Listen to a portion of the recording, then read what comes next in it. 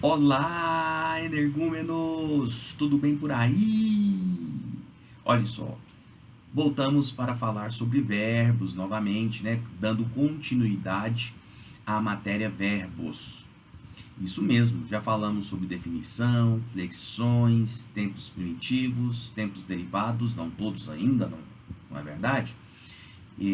Dos tempos primitivos falamos do presente do indicativo, do pretérito perfeito do indicativo, e hoje vamos falar sobre infinitivo impessoal. Dos tempos derivados falamos dos tempos derivados do presente do indicativo, que são presente do subjuntivo, imperativos, negativo e afirmativo. Não foi isso? Confere lá nas aulas anteriores.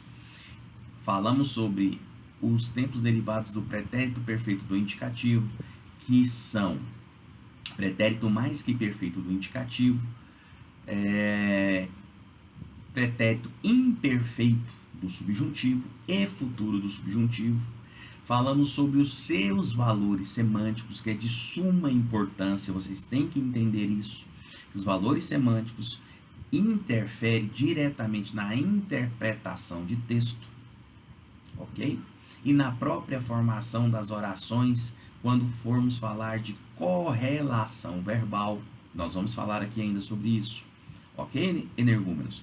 Então vamos lá. Hoje passaremos ao infinitivo impessoal. Exatamente, infinitivo impessoal, que é o terceiro e último tempo primitivo, ok? Então, o infinitivo, lembre-se bem que lá nas flexões nós falamos sobre as formas nominais do verbo e falei que existe a forma infinitiva, gerúndio e particípio, não é mesmo? O infinitivo, dentro das formas nominais, é aquela forma verbal que possui a desinência R. Ou seja, quando um verbo tiver a desinência R, possivelmente ele estará na sua forma infinitiva. Por exemplo, o verbo ou os verbos que nós estamos utilizando como paradigma. O verbo amar, o verbo beber e o verbo partir. Esses verbos já se encontram no infinitivo. Tudo bem? Só que esse infinitivo classifica-se em duas partes. Infinitivo impessoal, esse sim é o tempo primitivo, e o infinitivo pessoal, ok? Hoje nós vamos nos ater ao infinitivo impessoal, que é o próprio verbo na sua forma infinitiva. Então, o infinitivo impessoal do verbo amar é amar, o infinitivo impessoal do verbo beber é beber, o infinitivo impessoal do verbo partir é partir. Tudo bem?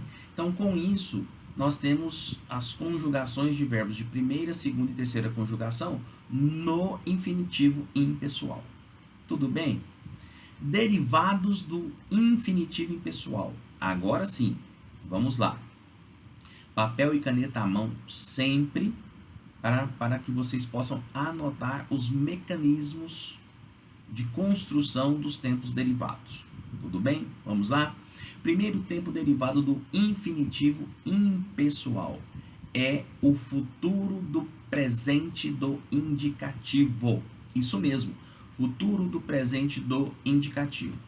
Esse tempo verbal, ele sai do infinitivo impessoal da mesma forma de que você o coloca na sua forma infinitiva, obviamente, com as seguintes desinências. Vamos lá. I, S, zero, mos, is, o. Repetindo. I, S, zero, mos, is, o. Entendeu? Vamos fazer o mecanismo de formação então? Então vamos lá. É o seguinte. Você vai pegar o primeiro passo. Você vai pegar o verbo no infinitivo impessoal. Então, estamos utilizando o verbo amar. Pegue o verbo amar. Escreveu o verbo amar? Aí você vai colocar a desinência de primeira pessoa do presente do indicativo. Ou, perdão, de futuro do presente do indicativo. Futuro do presente do indicativo. Que é a desinência ei. Então fica amar mais ei, amarei. Amarei. Essa já é a primeira pessoa. Então, eu amarei. As demais pessoas, você vai continuar com amarás, amará, amaremos, amareis. E cuidado, amarão. Vou repetir, amarão com atió. É o primeiro tempo verbal que nós estamos utilizando atió. Ok? Então, quando for formar o futuro do presente do indicativo, terceira pessoa do plural se forma com atió. As outras pessoas, os outros tempos verbais, todos se formam com am. Esse não, esse se forma com atió, ok? Então, vamos lá. Repetindo o verbo de primeira conjugação, amar. Eu amarei, tu amarás, ele amará. Nós amaremos, vós amareis, eles amarão. Não é amaram, é amarão. Tudo bem, energúmenos? Tudo bem. Da mesma forma para o verbo beber. Adiciona lá o infinitivo impessoal, que é beber, e adiciona as desinências. Ei, as, a. Emos, eis, ão. Então fica, eu beberei, tu beberás, ele beberá, nós beberemos, vós bebereis, eles beberão. E da mesma sorte, energúmenos, o verbo de terceira conjugação que nós estamos utilizando como paradigma, que é o verbo partir. Então fica, eu partirei, tu partirás, ele partirá, nós partiremos, vós partireis, eles partirão. Olha só uma coisa. Vocês perceberam que tanto verbos de primeira, segunda ou terceira conjugação no futuro do presente do indicativo, as desinências são as mesmas?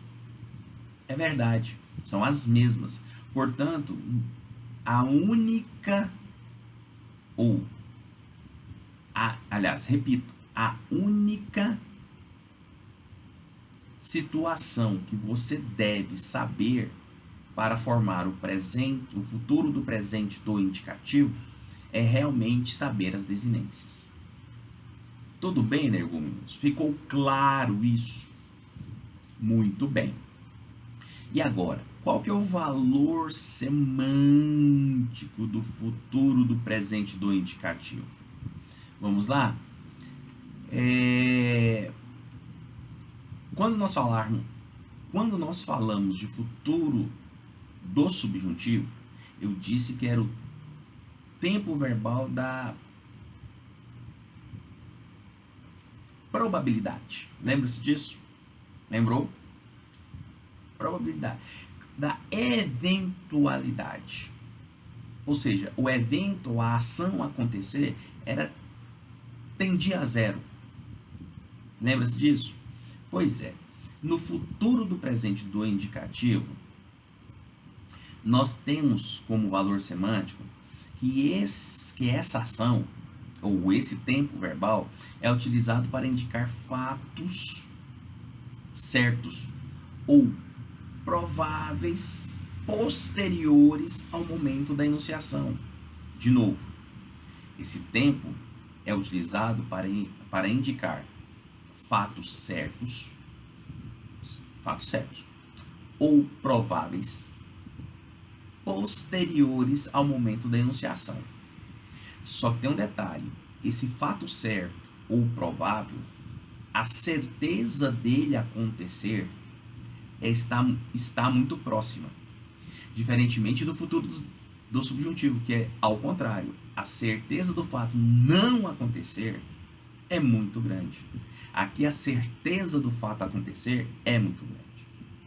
Então não confundam futuro do subjuntivo, que é, por exemplo, quando nós casarmos. Cuidado, tá, energúmeno? Não faça essa besteira. Quando nós casarmos e casaremos. Se a menininha chegar para você, energúmeno, e disser casaremos, você já está enrolado. Sinto lhe dizer. Tudo bem, energúmenos? Tudo bem. Então, de novo, qual que é o valor semântico do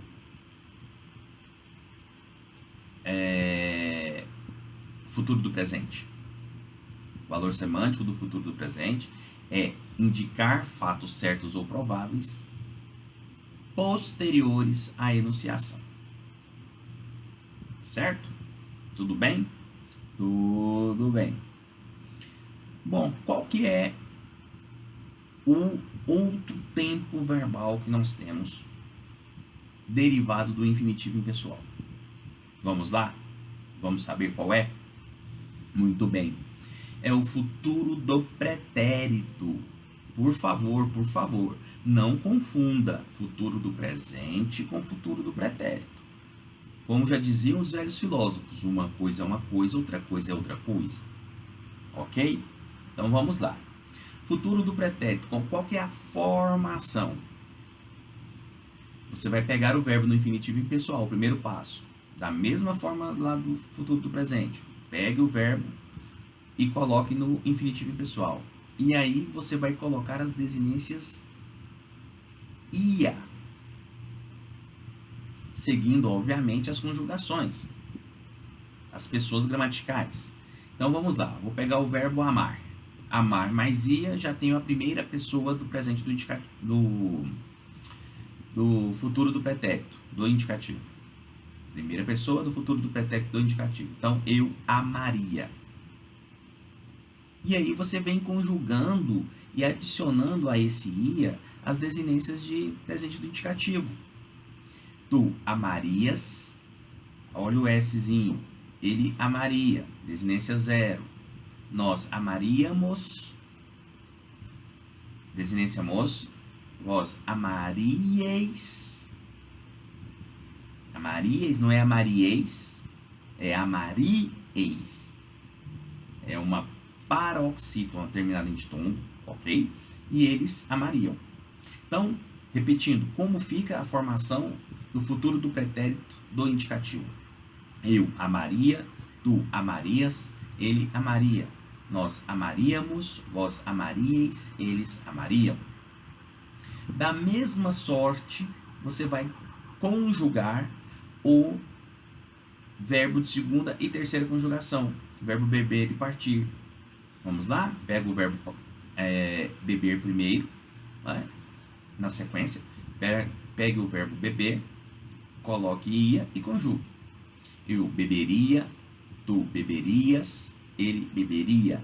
Nós beberíamos, vós beberíeis, eles beberiam.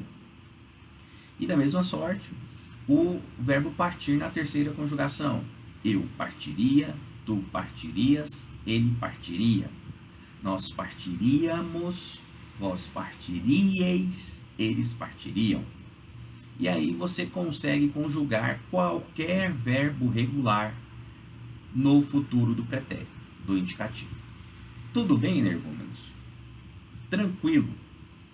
Então, para futuro do presente, coloque ei, as, a, emos, eis, ão. E para futuro do pretérito, ia, ias, ia, íamos, ieis, iam. Ok, fechado. Muito bem. Agora, qual seria o valor semântico? Né? Qual seria o valor semântico?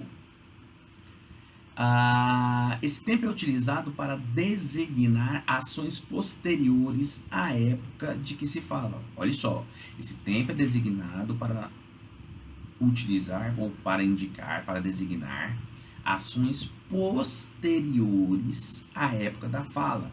ou seja, para exprimir uma incerteza dos fatos, para dar uma forma, desculpe, polida. Nós vamos ver isso lá na embreagem verbal. Nós vamos ver que uma maneira de dizermos de forma educada, de forma polida, é utilizando o futuro do pretérito, ok?